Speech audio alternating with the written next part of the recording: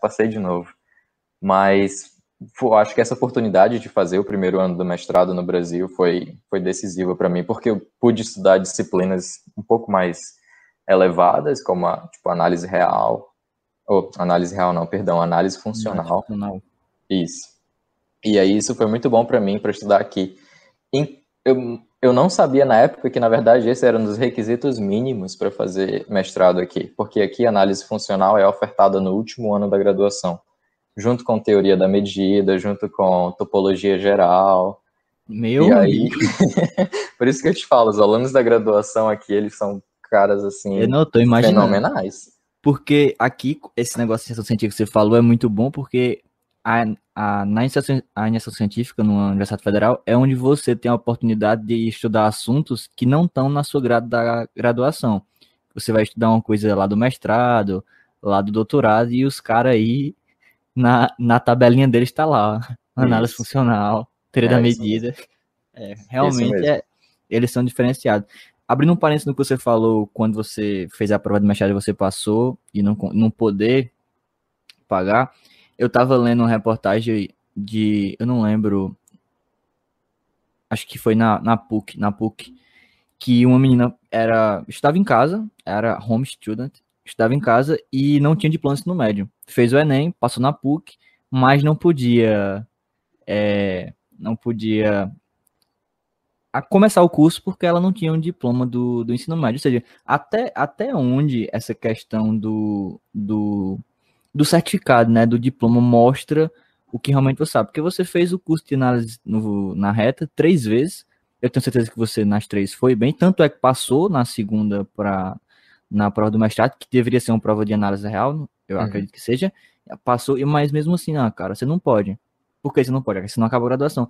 Não, mas eu consegui, ó, tá aqui. Eu sou o inteligente o suficiente, eu sei o assunto suficiente. Não, mas você não pode porque o pedaço de papel que você tem que ter para fazer não tá com você. Às vezes isso me irrita em relação a você construir um caminho, porque algumas pessoas acabam a graduação e não sabem o que estudaram lá. O pedaço de papel diz que, ó, passou e tá pronto para o mercado de trabalho, mas talvez ela não esteja. E o cara que nem terminou a graduação ainda, talvez já esteja, mas não pode ter a experiência porque ele não tem um pedaço de papel. Isso, Então, exatamente. Aí, como, assim, pode, pode seguir. como, como aí no Canadá vocês lidam em relação ao trabalho? Por exemplo, você está agora no mestrado, mas você já trabalha? Você já tem a área de atuação na própria universidade mesmo? Você já. Sim, sim, uma das coisas boas daqui é que, embora não tenha curso de licenciatura em matemática, você é treinado desde do mestrado para dar aula. Então, o que acontece? Você entrou no mestrado, eles oferecem um curso lá chamado Teaching alguma coisa, não lembro agora. Te dá poucos créditos, é mais para quem está interessado mesmo, você faz esse curso, e aí nesse curso você meio que ganha um ok, para caso eles precisem de alguém para dar aula, eles te chamam. Então, muitos Isso, amigos isso meus na própria universidade, para dar aula na na própria própria universidade. universidade, isso. E aí você, por exemplo, tem muitos amigos meus que estão no doutorado agora e já, tipo, a tese já está encaminhada, já terminaram os créditos, aí eles ficam só dando aula. Dão aula de cálculo 1, dão aula de álgebra linear, dão aula de programação linear. E eu acho isso muito bom porque o nosso curso de licenciatura, com todos os seus devidos méritos e respeitos, às vezes falta um pouco da prática. Pelo menos assim, talvez nem todo mundo concorde comigo, mas em particular eu falo do meu curso, sabe? Eu senti um pouco assim de falta de prática mesmo. Tive os estágios, mas foi um negócio assim meio torto, sabe?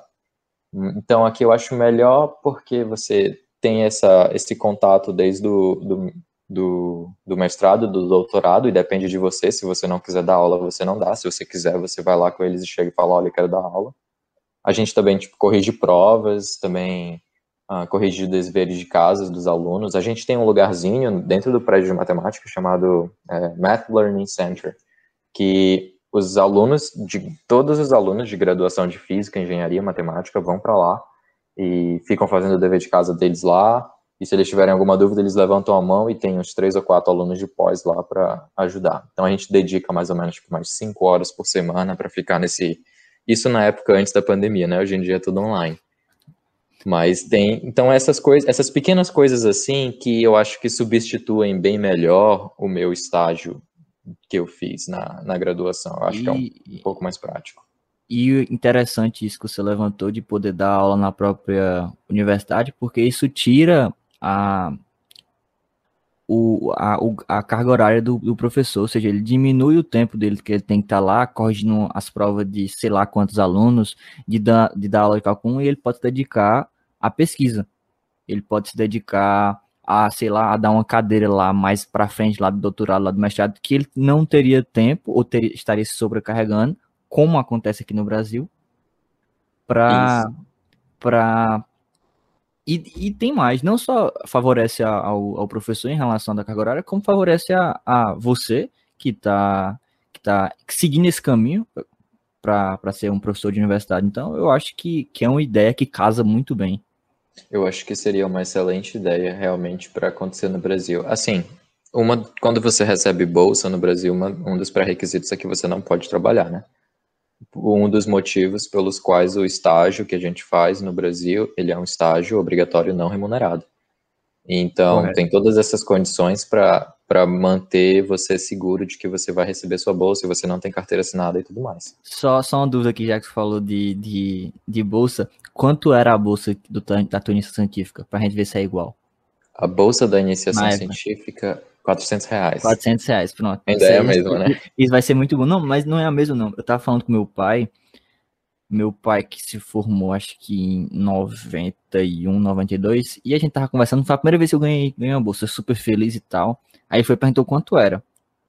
Ele disse, meu Deus, ainda é a mesma. Aí eu não acreditei não, ou seja, acontece de tudo, mas continua sendo o mesmo valor. Tá, isso nem é um problema maior, porque a gente é estudante, beleza, a gente não exige trabalhar, mas quando você olha se é tão pequena a bolsa do iniciação científica de um projeto desse de extensão, você espera que sejam maiores as de mestrado e doutorado, ou seja, estão poupando dinheiro para dar para quem realmente importa, um cara que está lá, um mestrando, um doutorando, mas não.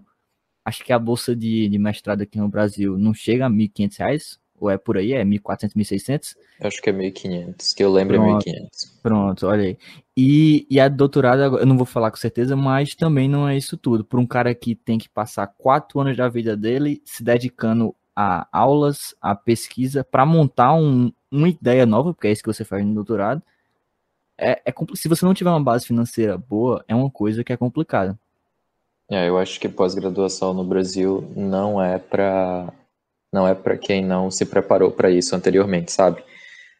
Eu, pelo menos, trabalhei durante a minha graduação todinha, então eu não tive esse privilégio de ser estudante em tempo integral. Eu saía da faculdade e ia dar aula, e durante os 4 anos da graduação eu fiz isso. E eu acho que um dos dias mais felizes foi quando eu recebi a bolsa do mestrado pela primeira vez e sabia que eu não precisaria mais trabalhar. Mas aí você olha e vê que no fritar dos ovos aquilo não paga as suas despesas